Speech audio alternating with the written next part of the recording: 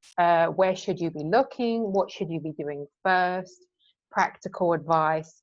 And then for the communicator, it's sort of things like, this is how you should conduct a session, this is what you might expect to hear from the animal, this is how you can ask them questions when they're nervous. And I think both sides being able to see the other person's point of view, people have said to me that it makes cases run more smoothly, basically. So it's a nice framework to facilitate that relationship, that working relationship, to get the most out of it, it sounds like. Because that's I don't really work on the lost animal cases myself anymore. I basically work as an advisor. So either communicators contact me, or the animal's person will contact me and just ask me something specific that's got stuck on the case. I then give them advice on that, and then they go back and they work together. So I don't actually do the whole case myself anymore. I basically work more for guidance, saying, okay, you're stuck on this, this is what you need to do. And that helps other people. I feel that way I'm sort of helping more people than if I just worked the cases myself. So what are your tips to people when they lose a pet? What do you tell them to do? The first thing I think is to concentrate on the practical, like checking all the animal checking all the animal shelters, checking with your local vets, all the local vets in the area. It's always a good idea to check further out than they would think, because animals can run on adrenaline for hours. So I always advise, check every vet, phone them, email them, make sure that you've got a clear photo. Nowadays it's easier because obviously we have phones. Most people take photos of their animals, but it's always really important to at least have one good photo of your animal, because if they ever go missing, that's really what you're going to need, so that people know how to identify your animal. Obviously having the animal microchipped is a huge difference. It's the first thing that most police and rescue centres will check for, is if the animal's microchipped, which is basically a preventative. Making sure that the animal has a collar, and then obviously if the animal is already missing, making up posters so that you can pass them around to people. A lot of cats, especially when they go missing, cats tend to run for a short distance and then hide somewhere, whereas dogs will run and run and run before their adrenaline wears off, and then they'll be like, okay, where am I? So for cats and small animals, it's always good to search close to where they went missing, such as a neighbour's garden or something like that. And I always advise people, as much as possible, actually say, can I search in your garden? Because, people, if it's not their own animal, they'll have a look around and say, no, it's not here.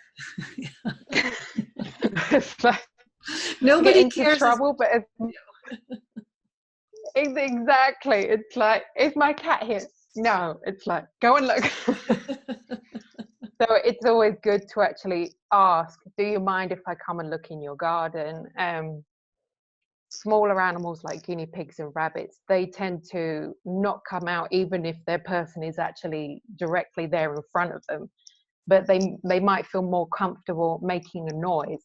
So it can help a lot to, if the person even says out loud, if you're here, just make a noise and let me know. And I've actually found quite a few guinea pigs and rabbits that way, because they won't come out physically, but they'll make some kind of little squeak or something, and then they're in a bush. That's great.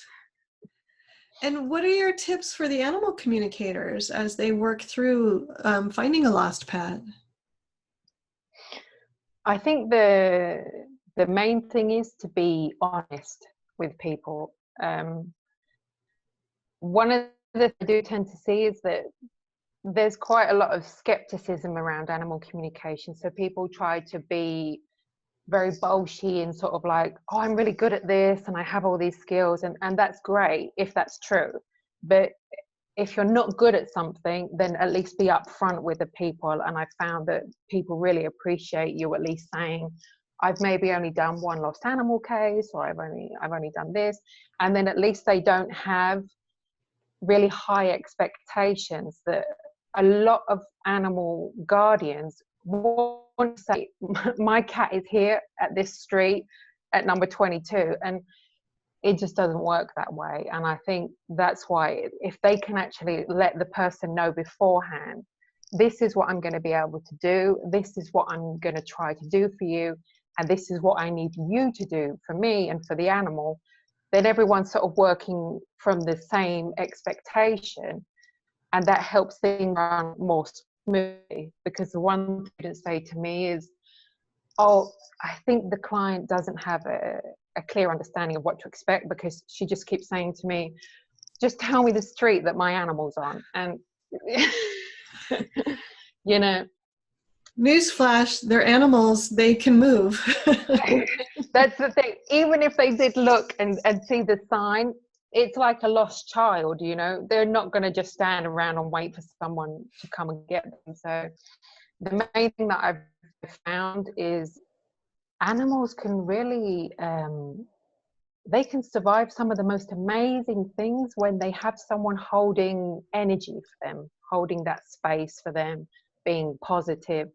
So as difficult as it might be, the animal communicator really needs to get the animal's person, you know, calm, peaceful, and involved. It's like, if the animal's person is kept positive, the animal is going to be connecting to that positivity and thinking, okay, maybe I'm stuck, maybe I'm injured, but my person's feeling positive, so I feel good. As soon as the person starts to panic and think my animal's going to die, that's when the animal starts to panic, and that's when they can go downhill really quickly. But when they're positive, I've seen animals survive some of the most crazy things because they had that person holding that energy for them. What is one of the most dramatic stories that you have from reuniting lost pets with their people? Oh God. I had a really lovely one with a horse. It was such a strange one, because no one actually knew how she'd even got out. Or where she was, and she was a very nervous horse, which made it even worse, because obviously they were worried she was going to do damage to herself or someone else. And funnily enough, it wasn't actually even her person who found her. It was actually her neighbor that I'd arranged with the animal, you know, okay, I know where you are, I need you to stay there. And her person had gone there, but she wasn't actually there, or it appeared that she wasn't actually there. And her neighbor had chosen to come home a different way, and she found the horse just standing, considering the horse was such a nervous horse. The horse was just standing there relaxed, like, I know someone's coming to get me, and managed to get her. And it was more surreal than everything, because she just said to me, the horse was just stood there so peacefully. It was lovely. That's so great. I love how even a nervous horse can just relax and stay in one place and wait. And she recognized the neighbor. So she was like, oh, this is the person who's coming to get me. Great. That was it. It was like, okay, well, you're not who I thought was coming, but that's fine. That's so great. That's so awesome. So what are the expectations that people can have? Let's look at it from two sides. So people who don't feel like they have intuitive abilities with animals and they've lost a pet and they're working with an animal communicator, what are the expectations that they can have of the animal communicator that are like reasonable expectations? I wouldn't necessarily say that it's logical or practical to assume that an animal communicator is going to be able to give, like we said, an exact address. But especially if the communicator is able to use things such as pendulum dowsing, or use a map or remote viewing, they can possibly narrow it down to at least, you know, a very, very small area. But it really needs that the person is aware of what that communicator is capable of, because obviously not everyone uses map dowsing, not everyone uses a pendulum or remote viewing. But even on a basic level of animal communication, you can expect that the communicator is going to ask the animal questions about where are you injured, do you know where you were, what kind of people have you seen, and that in itself can be enough to help you find an animal, especially if it's something that the person recognizes. You know, if they know their area well, and the communicator can say, okay, she's seen this building, that can be enough sometimes for the person to say, I know exactly where that is. And it can be that simple. So they really can at least expect that the communicator is going to ask the animal, where have you been, what have you seen, what do you have around you? And then obviously they can take it from there based on if they know where that might be. What's I have so many questions, and I'm trying to say them all at the same time. What about the other side of it? If you are an animal communicator, what can you expect? If you haven't worked with a lost animal before, what can you expect from that first experience with looking for a lost animal? For somebody who wants to kind of branch into this work. I have to say that with with the course that I teach, I'm quite brutal in being honest, that I say it is hard. I certainly don't recommend lost animal cases for someone who's a beginner, for example, because you really need to know exactly what it is that the animal's sending you. You know, you need to be confident in your ability to hear the animal, to be able to calm an animal, because obviously sometimes even if you do make a connection, if an animal's fearing for their life, or if they feel that they're in danger, they're not necessarily even going to answer you at that point. When you make the connection, you need to be confident enough in your own abilities to say, okay, it's likely that the animal's nervous, maybe I should connect again later, and at least say to the animal, if you are nervous and that's why you're not connecting with me, I'm going to connect with you later on. You know, it does take quite a lot of skill and experience to actually work with lost animals, but there are a lot of groups that at least that they can practice on Facebook, they can work with other people. There's a lot of practicing communicators who work together in groups to help lost animals, and in that way you're not solely responsible for finding a lost animal. So if that makes them feel more comfortable, they can always share their ideas with other practicing communicators as well and say, I saw the tree, did you see the tree? And they say, oh, I did you also see the car? Oh, I didn't get a car, but I saw this. And that's a really great way to build up their own confidence, because they then get confirmation from somebody else without there being an animal's life, particularly depending on just that one person. And that way they go building up their own confidence in lost animal cases without feeling like there's so much pressure on them to come up with the only results. Great advice. I wouldn't have thought of that, but I love that advice to work with other people and practice in a group like that. It's fantastic. What are some of the tools, because you mentioned map dowsing, what are some of the tools that animal communicators use when looking for lost pets? There are, I don't think there's so many people who do use pendulum dowsing, but it is actually a really great way to get confirmation on what you've received just through normal telepathic communication. Because obviously you can just do the simple yes and no questions with the pendulum. So you know, if you feel that the animal showed you a green car, for example, you just check with the pendulum, did the animal show me a green car, yes or no? But then you can also use the pendulum for map dowsing, in that you actually ask the animal to show you where on the map they are, and then obviously use the pendulum to locate the area. You can say, you know, is it here? And then it will move in reaction to that. Something I've actually found quite useful is I will connect with the animal. I'll simply touch my finger to the map, and then I'll ask the animal to guide me from there where they feel they might be. And then once I get closer to that area, that's when I'll start to say, do you see trees? Can you hear a train?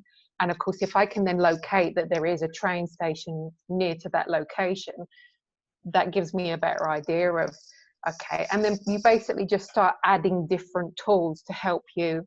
So rather than just trying to communicate telepathically, you can try using your pendulum to help you back up that information.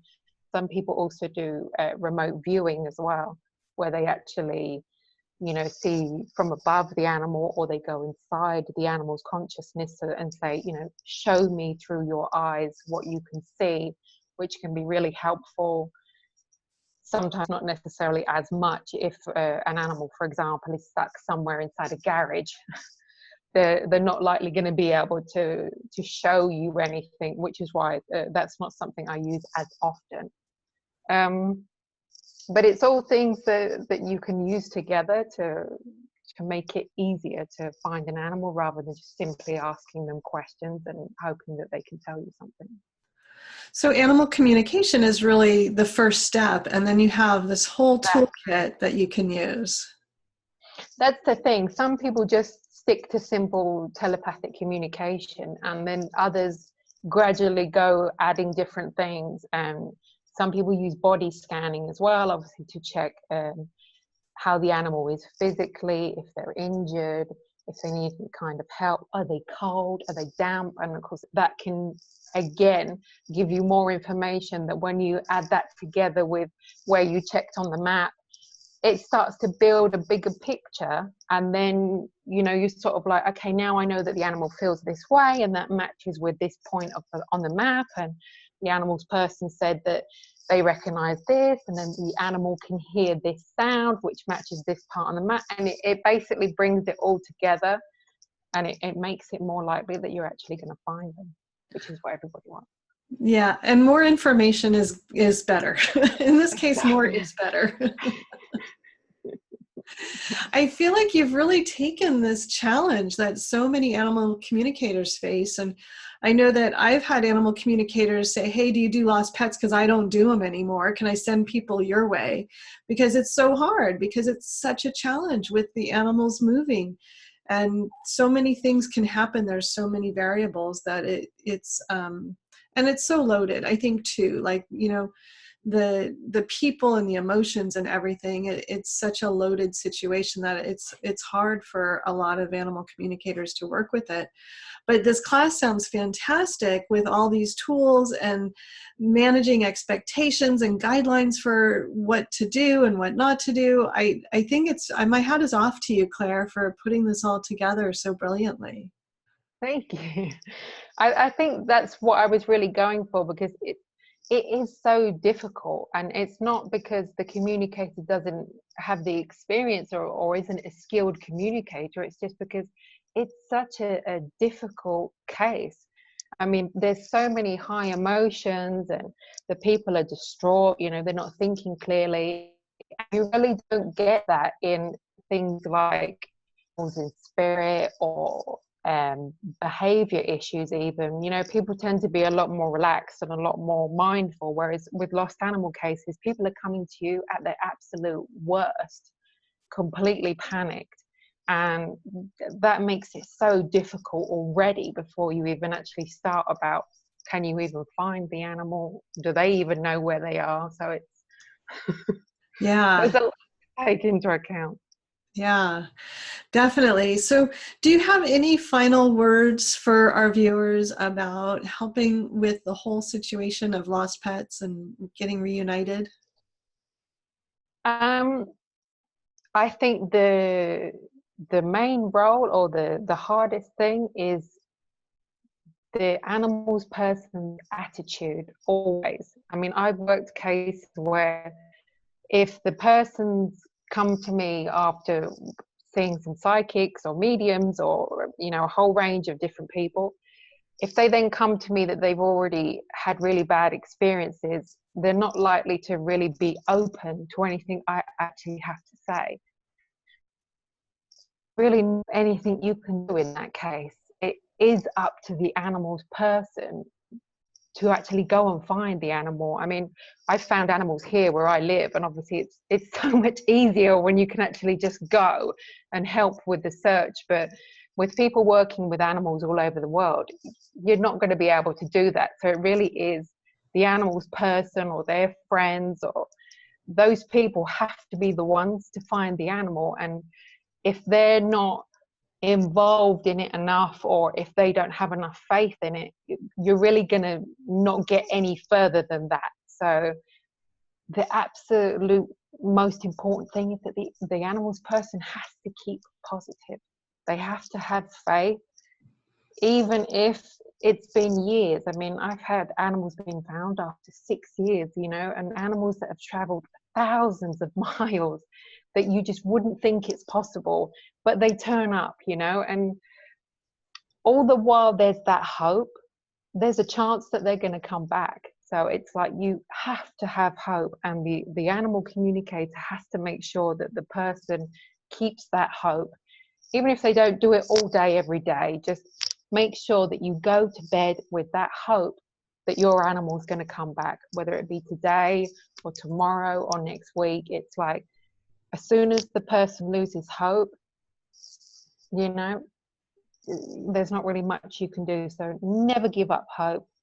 I don't believe anyone who says that the animal's passed away. I'm sorry, I've got a very strong belief about that.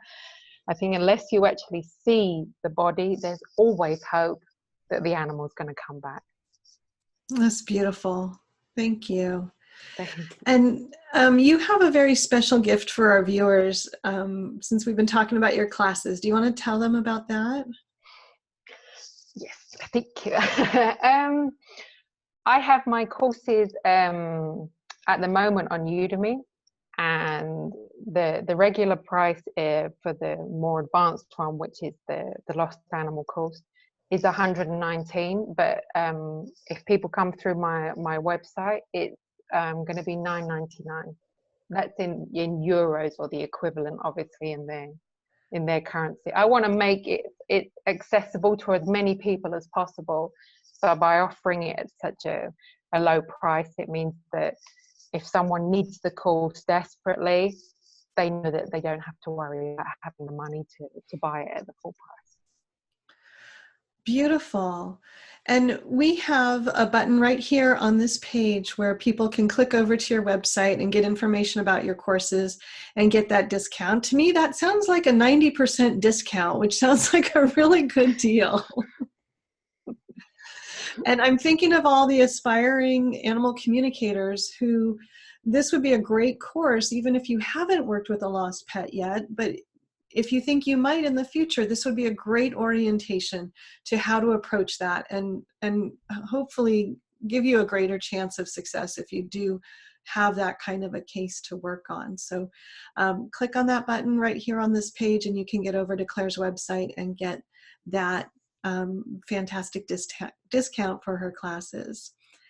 And I also want to remind people that you can get your All Access Pass for the Animal Communicator and Healer Summit, where you get to listen to this interview again and all the other interviews in the summit, as long as you want, lifetime access in a special membership area.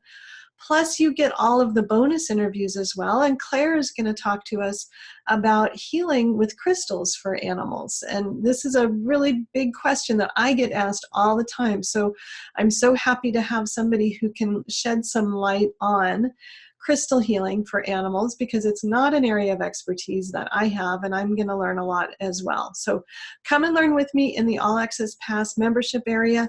There's a button on this page for you to upgrade. The price does go up when the summit ends, so the best value is right now. If you're thinking about doing it, I would say just do it, because even if you just watch the bonus interviews, it's amazing value. And Claire's going to give us a lot of amazing value in her interview as well. So thank you, everybody, for being here, being part of the Animal Communicator and Healer Summit.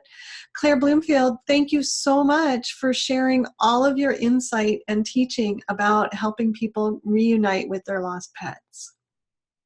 Thank you. I really am completely honored that I got the chance to do this.